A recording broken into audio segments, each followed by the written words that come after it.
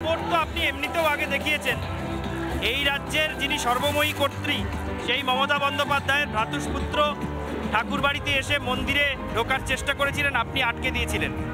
গোটা রাজ্য জুড়ে আপনাকে নিয়ে চর্চা শুরু হয়ে গিয়েছিল যে শান্তনু ঠাকুর দেখিয়ে দিয়েছেন দাপট কাকে বলে। প্রচারেও কি সেই দাপটটাই বহাল রাখতে পারছেন, বা ওই যে সেই সময় যে বুকের পাটা দেখিয়েছিলেন বলে আপনার কর্মীরা দাবি করছে, সেইটা কি কোনোভাবে অ্যাডভান্টেজ দিচ্ছে যে শান্তনু ঠাকুর বুঝিয়ে দিয়েছেন নিজের এলাকায় তিনি কত বড় ক্ষমতাশালী? সততায় চললে, সততার সঙ্গে নিয়ে চললে তার মনোবল বাড়ে, আর সেই মনোবলই তার কাজের অগ্রগতি করে। তো আমি মনে করি ভারতীয় জনতা পার্টি এমনই একটা দল যারা রাষ্ট্রহিতের কথা চিন্তা করে। পরিষ্কারভাবে এটা দাপট শুধু নয়, এটা মনের আত্মবিশ্বাস যে অন্যায়কে প্রশ্রয় দেব না, যার জন্যই আমাদের এই সমস্ত কর্ম আর প্রচার আমাদের।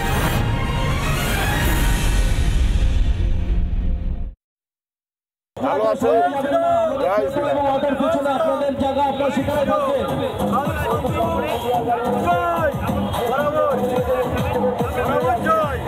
আমরা এবার 2 লক্ষ ভোটে জিতবো। শান্তনুবাবু রাইট, 100% শিওর। শান্তনুবাবু জিতছেন 2 লক্ষ ভোটে। আমি কি বলি, আমি বাংলায় সাধু সেনায় এসকি সেনা রাইট 100 মধ্যে।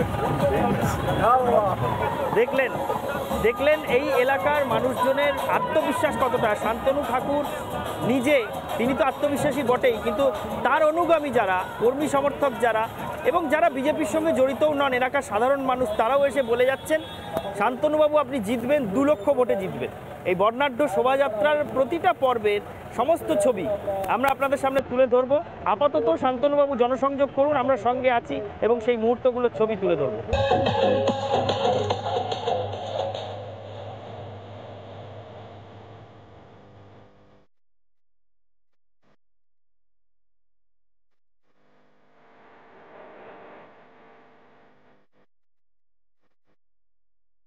এতক্ষণ পর্যন্ত দেখছিলেন যে আমরা সেই হুড খোলা জিপটা ছিলাম, যেটাতে বনগাঁ লোকসভা কেন্দ্রের বিজেপি প্রার্থী তথা কেন্দ্রীয় মন্ত্রী শান্তনু ঠাকুর তিনি যাচ্ছেন।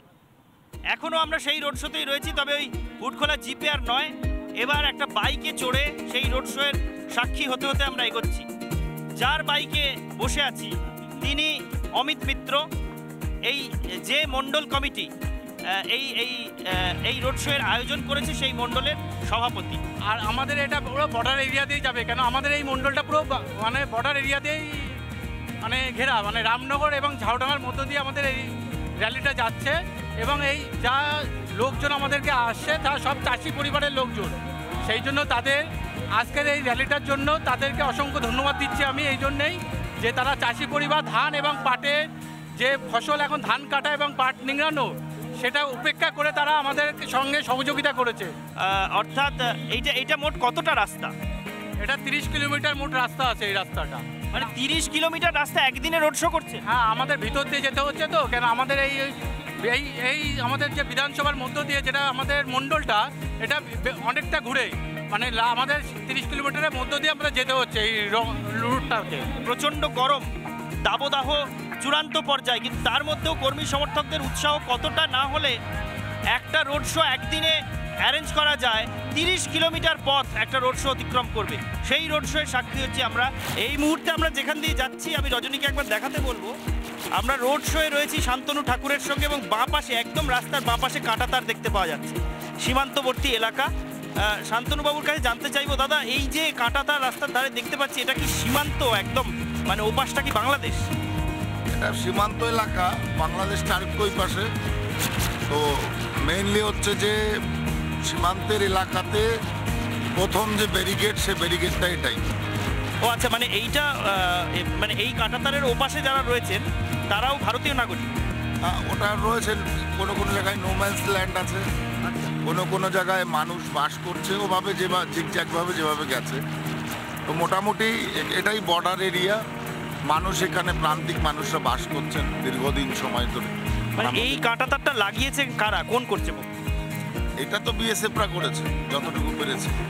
আচ্ছা, মানে সামনে বিএসএফ ফাঁড়িও আছে একটা।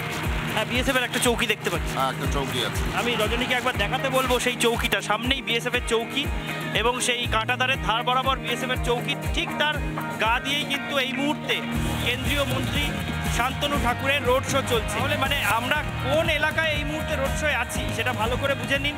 এই রাস্তার বাঁ পাশে যে কাঁটাতার দেখতে পাওয়া যাচ্ছে সেটা হচ্ছে সিকিউরিটির একটা লেয়ার।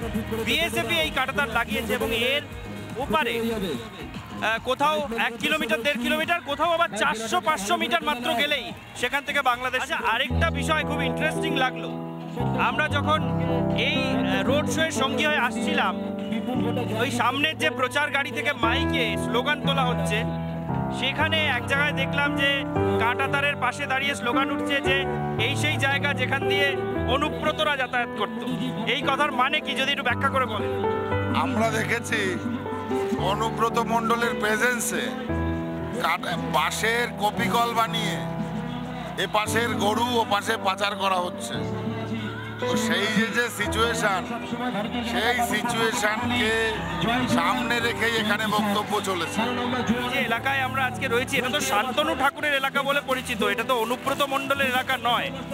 এখানে অনুব্রতরা দাপট দেখাতেন কি করে, সিন্ডিকেটই বা চালাতেন কি? তৃণমূলের একটা সিন্ডিকেটের একটা ক্যাডার বাহিনী ছিল, যারা 2011 থেকে গরু পাচার করেছে এবং স্থানীয় প্রশাসনে যারা ছিল তারা ব্যাপকভাবে মদত দিয়েছিল এই গরু পাচারে। সেই লোকগুলোর চিহ্নিত হওয়া উচিত আমার মনে হয়, যে ওই সময় প্রশাসনে কারা মানে কর্তৃত্বে বা নেতৃত্বে ছিলেন প্রশাসনের দায়িত্বে, সেই লোকগুলোকে চিহ্নিত করেও সাজা দেওয়া উচিত। দাপট তো আপনি এমনিতেও আগে দেখিয়েছেন।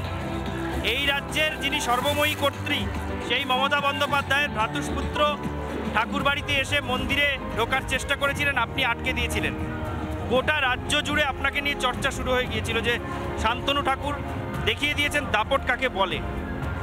প্রচারেও কি সেই দাপটটাই বহাল রাখতে পারছেন, বা ওই যে সেই সময় যে বুকের পাটা দেখিয়েছিলেন বলে আপনার কর্মীরা দাবি করছে, সেইটা কি কোনোভাবে অ্যাডভান্টেজ দিচ্ছে যে শান্তনু ঠাকুর বুঝিয়ে দিয়েছেন নিজের এলাকায় তিনি কত বড় ক্ষমতাশালী?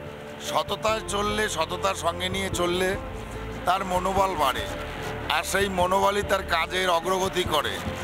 তো আমি মনে করি ভারতীয় জনতা পার্টি এমনই একটা দল যারা রাষ্ট্রহিতের কথা চিন্তা করে। পরিষ্কারভাবে এটা দাপট শুধু নয়, এটা মনের আত্মবিশ্বাস যে অন্যায়কে প্রশ্রয় দেব না, যার জন্যই আমাদের এই সমস্ত কর্ম আর প্রচার আমাদের।